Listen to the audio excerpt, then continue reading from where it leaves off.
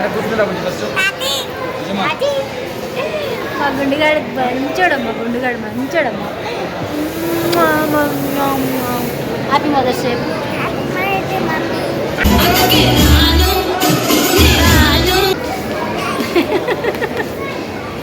ఎక్కడికి వచ్చినా ఫోన్లో బిజీగా ఉంది హస్బెండ్.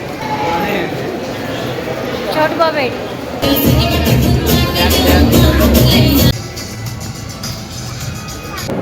పట్టుకోకుండా ఫోన్ స్టాండ్ లేదు. హలో ఎవ్రీవన్, ఎలా ఉన్నారు అందరూ?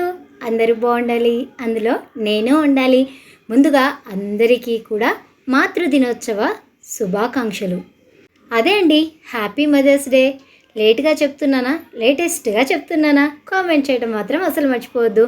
ఏం లేదండి, మదర్స్ డే కదా అని చెప్పి పిల్లలు వాళ్ళ సరదా కూడా తీరుతుంది కదా పనిలో పని అని చెప్పేసి బయటికి వెళ్దాము అని చెప్పి చాలా గొడవ చేశారు. యాక్చువల్గా ఎందుకు బయటికి వెళ్దాము అన్నారు అంటే, ఇన్స్టా నేను చూస్తూ ఉన్నప్పుడు నాకు ఒక రీల్ రికమెండేషన్లో వచ్చింది.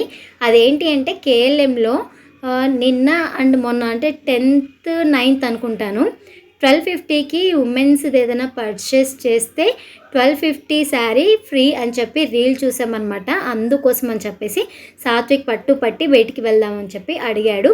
అండ్ అలాగే మొన్న ఒక ఫైర్ యాక్సిడెంట్ జరిగింది కదండి చందానగర్లో, ఇదే అనమాట ఆ బిల్డింగు. నాకు అప్పుడు ఫైర్ యాక్సిడెంట్ జరిగింది అంటే సెంటర్ ఒక్కటే అని చెప్పారనమాట. యాక్చువల్గా దాని పక్కనే ఆర్కే కలెక్షన్స్ అనుకుంటా అండి, దీని గురించి ఎవ్వరూ చెప్పలేదు. అది కూడా కాలిపోయింది అని చెప్పి మాకు ఆ బిల్డింగ్ చూసిన తర్వాత మాత్రమే అర్థమైపోయింది. ఫస్ట్ అయితే అంత ఫీల్ అవ్వలేదు, కానీ ఇన్సూరెన్స్ ఉంటుంది కదా వాళ్ళకి అనుకున్నాను. కాకపోతే శారీస్ కాలిపోయినాయంటే వచ్చింది చూడండి లోపల నుంచి బాధ. అబ్బా, అసలు తట్టుకోలేకపోయానండి ఆ బాధనైతే. శారీస్ అన్నీ కూడా అలా కాలిపోయాయి, అది కూడా కొత్తవి అంటే ఎంత బాధేస్తుంది కదా. మీకు కూడా ఇలాగే బాధేస్తుందా చెప్పండి? నాకైతే చాలా అంటే చాలా బాధ అనిపించింది. చూసి కొత్త చీర అలా బీరువాలో పెట్టి చిక్కుపడితే మనం ఎంతో బాధపడతాం కదా. అలాంటిది అన్ని చీరలు కాలిపోయాయంటే అసలు నా మనసు నిన్న చాలా బాధాకరంగా ఉన్నది. సరే అని చెప్పి ఆ బాధను తీసుకొని అలా వచ్చేసామన్నమాట. మొత్తానికి వచ్చేసిన తర్వాత అలా మాల్ చూద్దామని చెప్పేసి మాల్లో కాసేపు తిరిగాము.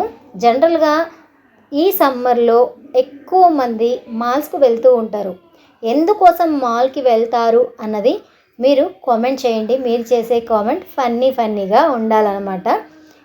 అక్కడైతే బొమ్మలకి చాలా డ్రెస్సులు వేశారు, చాలా బాగున్నాయి కలర్ఫుల్గా. అస్సలే నా కళ్ళు చాలా చెడ్డవండి, చూసినవన్నీ కావాలి అని కోరుకుంటూ ఉంటాయి అన్నమాట. నా మనసు కూడా దానికి సపోర్ట్ చేస్తుంది, ఇది తీసుకో అది తీసుకో అని చెప్పేసి. సరే అని చెప్పేసి ఏదో ఒక డ్రెస్ కనిపించింది, వెళ్ళి అలా చెక్ చేశాను అనమాట.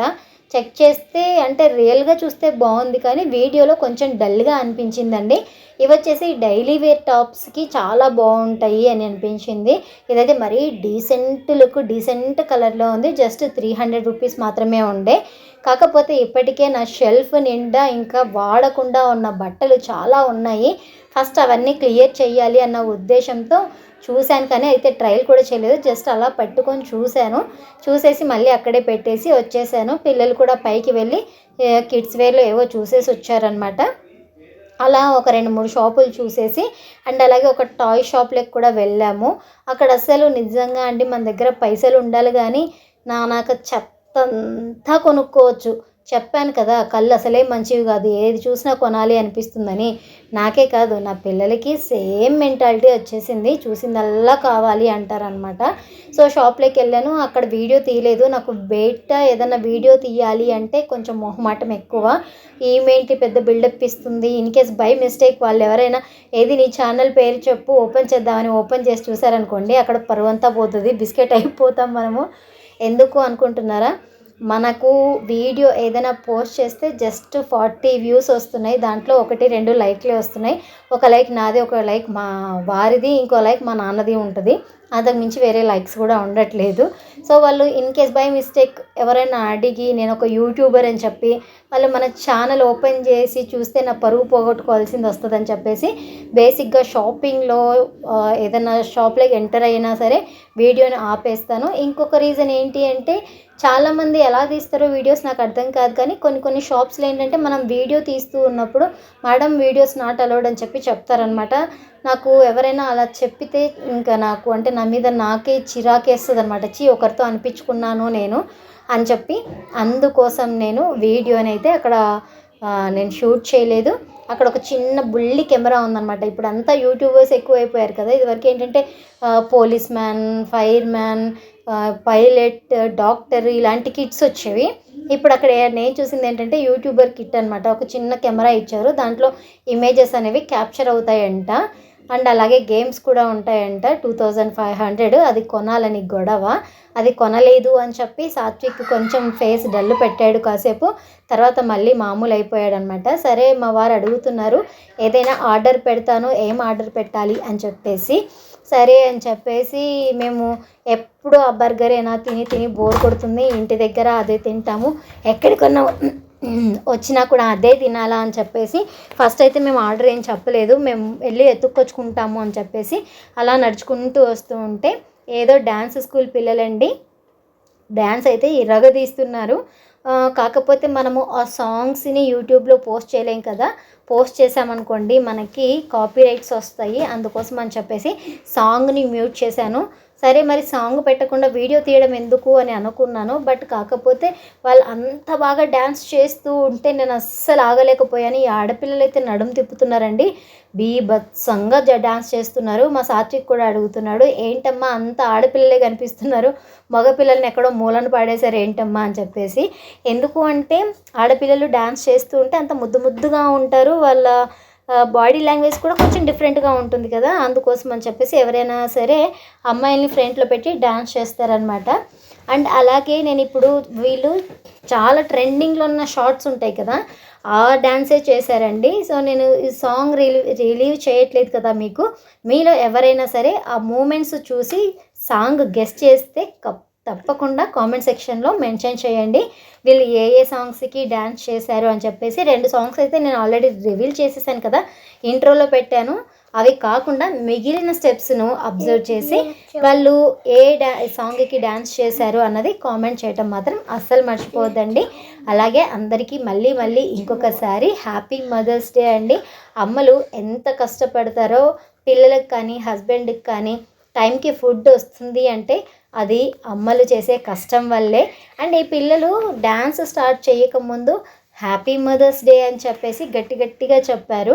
అప్పుడు నేను అసలు వీడియోని ఆన్ చేయలేదు, అసలే మన దాంట్లో మెమరీ తక్కువగా ఉంటుంది కదా అని చెప్పేసి సాంగ్ స్టార్ట్ చేశాక వీడియో ఆన్ చేయొచ్చులే అనుకున్నాను నేను. కాకపోతే చెప్పాను కదా బిస్కెట్ అయిపోయింది, వాళ్ళు హ్యాపీ మదర్స్ డే చెప్పిన వీడియో నేను తీయలేదన్నమాట. బాగా అక్కలు డాన్స్ చేశారు. మా మమ్మీకి బయట తిప్పాము, అన్నీ చేసాము. అండ్ ఐస్ క్రీమ్ తిన్నాము.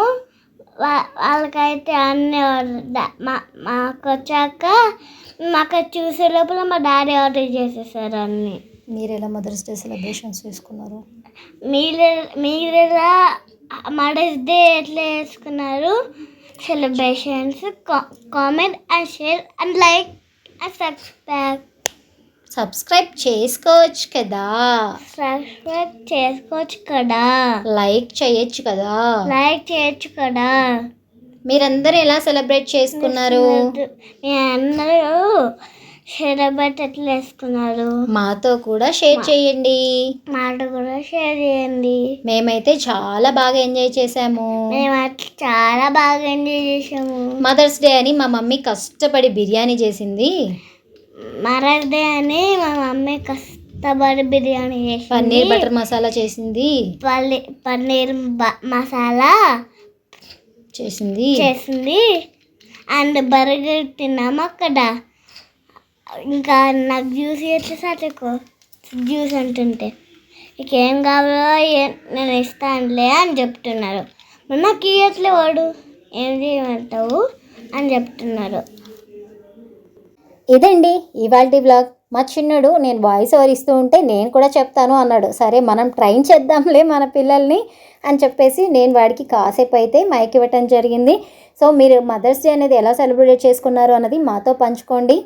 ఈ వ్లాగ్ ఎలా అనిపించింది అన్నది కూడా కామెంట్ చేయండి. అండ్ అలాగే మీరు మళ్ళీ అడుగుతారేమో, నేను వేసుకున్న డ్రెస్ అయితే ఏజియోలో తీసుకున్నానండి.